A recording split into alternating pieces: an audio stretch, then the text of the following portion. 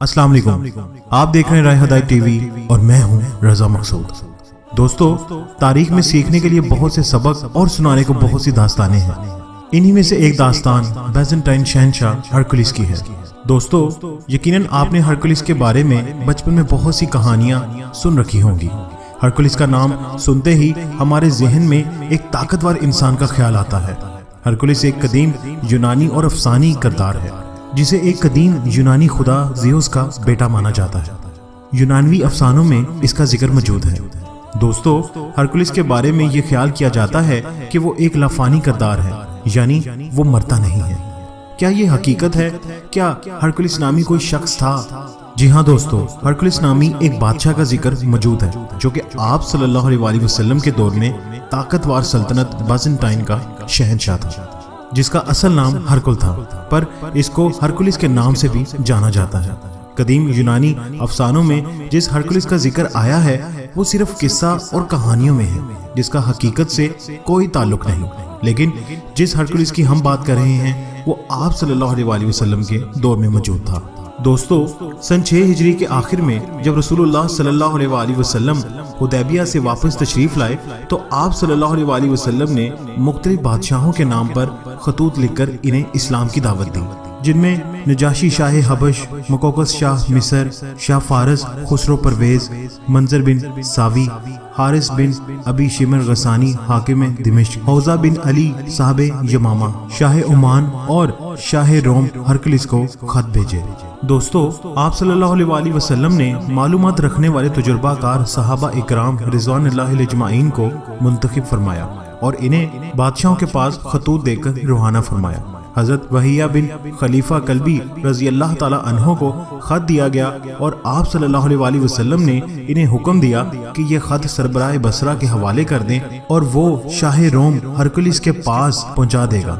दोस्तों, इसके बाद जो कुछ पेश आया इसकी तफसील सही बुखारी में इब्ने अब्बास रजी अल्लाह ताला अन्हो से मरवी है।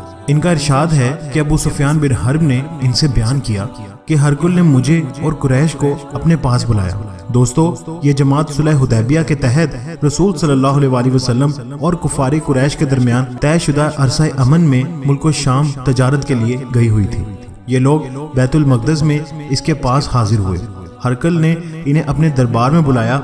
इस वक्त इसके इर्द गिर्द रोम के बड़े बड़े लोग थे। फिर इसने इनको और अपने तुर्जुमान को बुलाया और कहा कि ये शख्स जो अपने आप को नबी समझता है, इससे तुम्हारा कौन सा आदमी सबसे ज्यादा करीबी ताल्लुक रखता है? अबू सुफियान का बयान है कि मैंने कहा मैं इसका सबसे ज्यादा करीबुल नसब हूँ। हरकुल ने कहा इसे मेरे करीब कर दो और इसके साथियों को भी करीब कर दो। और इसके बाद हरकुल ने अपने तर्जुमान से कहा कि मैं इस शख्स से इस आदमी नबी सल्लल्लाहु अलैहि वसल्लम के मुतल्लिक सवालात करूंगा। अगर ये झूठ बोले तो तुम लोग इसे झुठला देना। अबू सुफियान कहते हैं कि खुदा की कसम, अगर झूठ बोलने की बदनामी का खौफ ना होता तो मैं आप सल्लल्लाहु अलैहि वसल्लम के मुतल्लिक यकीनन झूठ बोलता। खैर दोस्तों, अबू सुफियान कहते हैं इसके बाद पहला सवाल जो हरकुल ने मुझसे आप सल्लल्लाहु अलैहि वसल्लम के बारे में किया वो ये था कि तुम लोग में इसका नसब कैसा है? मैंने कहा वो ऊंचे नसब वाला है। हरकुल ने कहा तो क्या ये बात इससे पहले भी तुम में से किसी ने कही थी? मैंने कहा नहीं। हरकुल ने कहा क्या इसके बाप दादा में से कोई बादशाह गुजरा है? मैंने कहा नहीं। हरकुल ने कहा अच्छा, तो बड़े लोगों ने इसकी पैरवी की है या कमजोरों ने? मैंने कहा कमजोरों ने। हरकुल ने कहा ये लोग बढ़ रहे हैं या कम हो रहे हैं? मैंने कहा बढ़ रहे हैं। हरकुल ने कहा क्या इस दीन में दाखिल होने के बाद कोई शख्स इस दीन से फिरा है यानी मुर्तद हुआ है? मैंने कहा नहीं। हरकुल ने कहा इसने जो बात कही है क्या इसे कहने से पहले तुम लोग इसको झूठ से मुताहिम करते थे? मैंने कहा नहीं। हरकुल ने कहा क्या वो वादा खिलाफी करता है? मैंने कहा नहीं। हाँ, अलबत्ता हम लोग इस वक्त इसके साथ सुलह की एक मुद्दत गुजार रहे हैं, मालूम नहीं इसमें वो क्या करेगा। दोस्तों, अबू सुफियान कहते हैं कि इस फिक्रे के सिवा मुझे कहीं भी आप सल्लल्लाहु अलैहि वसल्लम के खिलाफ बोलने का मौका ना मिला। हरकुल ने कहा क्या तुम लोगों ने इससे जंग की है? मैंने कहा जी हाँ। हरकुल ने कहा तो तुम्हारी और इसकी जंग कैसी रही? मैंने कहा जंग हम दोनों के दरमियान बराबर की थी, कभी हम कामयाब हुए कभी वो। हरकुल ने कहा वो तुम्हें किन बातों का हुक्म देता है? मैंने कहा वो कहता है सिर्फ अल्लाह की इबादत करो, इसके साथ किसी चीज को शरीक ना करो। تمہارے باپ دادا جو کہتے تھے اسے چھوڑ دو اور وہ ہمیں نماز، سچائی، پرہیز، پاک دامنی کے ساتھ حسن سلوک کا حکم دیتا ہے۔ اس کے بعد ہرقل نے اپنے ترجمان سے کہا کہ تم اس شخص ابو سفیان سے کہو کہ میں نے تم سے اس شخص نبی صلی اللہ علیہ وسلم کا نسب پوچھا تو تم نے بتایا کہ وہ اونچے نسب کا ہے، اور دستور یہی ہے کہ پیغمبر اپنی قوم کے اونچے نسب میں بھیجے جاتے ہیں۔ اور میں نے دریافت کیا کیا یہ بات اس سے پہلے بھی تم میں سے کسی نے کہی تھی؟ تم نے بتایا کہ نہیں۔ میں کہتا ہوں کہ اگر یہ بات اس سے پہلے کسی اور نے کہی ہوتی تو میں یہ کہتا کہ یہ شخص ایک ایسی بات کی نقل کر رہا ہے جو اس سے پہلے کہی جا چکی ہے۔ پھر میں نے پوچھا کہ اس کے باپ داداؤں میں سے کوئی بادشاہ گزرا ہے؟ تم نے بتایا کہ نہیں۔ میں کہتا ہوں کہ اگر اس کے باپ داداؤں میں کوئی بادشاہ گزرا ہوتا تو میں کہتا کہ شخص اپنے باپ دادا کی بادشاہیت کا طالب ہے۔ اور میں نے تم سے پوچھا کہ جو بات اس نے کہی ہے اسے کہنے سے پہلے تم لوگ اسے جھوٹ سے متہم کرتے تھے تو تم نے بتایا کہ نہیں۔ اور میں اچھی طرح جانتا ہوں کہ ایسا نہیں ہو سکتا، وہ لوگوں پر تو جھوٹ نہ بولے اور اللہ پر جھوٹ بولے۔ میں نے یہ بھی پوچھا کہ بڑے لوگ اس کی پیروی کر رہے ہیں یا کمزور، تو تو نے بتایا کہ کمزوروں نے اس کی پیروی کی ہے، اور حقیقت یہی ہے کہ یہ لوگ پیغمبروں کے پیروکار ہوتے ہیں۔ میں نے پوچھا کہ اس دین میں داخل ہونے کے بعد کوئی شخص مرتد بھی ہوا ہے، یعنی کوئی دین سے پھر گیا ہے؟ تو نے کہا نہیں، اور حقیقت یہی ہے کہ ایمان کی محبت جب دلوں میں گھس جاتی ہے تو ایسا ہی ہوتا ہے۔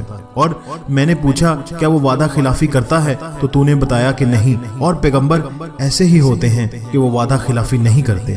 میں نے تجھ سے پوچھا کہ وہ کن باتوں کا حکم دیتا ہے؟ تو نے بتایا کہ وہ تمہیں اللہ کی عبادت کرنے اور اس کے ساتھ کسی چیز کو شریک نہ ٹھہرانے کا حکم دیتا ہے، بت پرستی سے منع کرتا ہے، اور نماز، سچائی اور پرہیزگاری اور پاک دامنی کا حکم دیتا ہے۔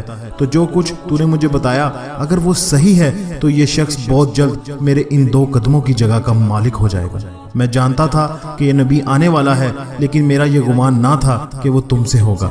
اگر مجھے یقین ہوتا کہ میں اس کے پاس پہنچ سکوں گا تو میں اس سے ملاقات کی زحمت اٹھاتا، اور اگر اس کے پاس ہوتا تو اس کے دونوں پاؤں دھوتا۔ دوستو، اس کے بعد ہرقلس نے رسول صلی اللہ علیہ وسلم کا خط منگوا کر پڑھا، جس میں تھا بسم اللہ الرحمن الرحیم، اللہ کے بندے اور اس کے رسول محمد صلی اللہ علیہ وسلم کی جانب سے ہرقل عظیم روم کی طرف، اس شخص پر سلام جو ہدایت کی پیروی کرے، تم اسلام لاؤ سالم رہو گے، اسلام لاؤ، اللہ تمہیں تمہارا اجر دوبارہ دے گا، اور اگر تم نے روگردانی کی تو تم پر رعایا کا بھی گناہ ہوگا۔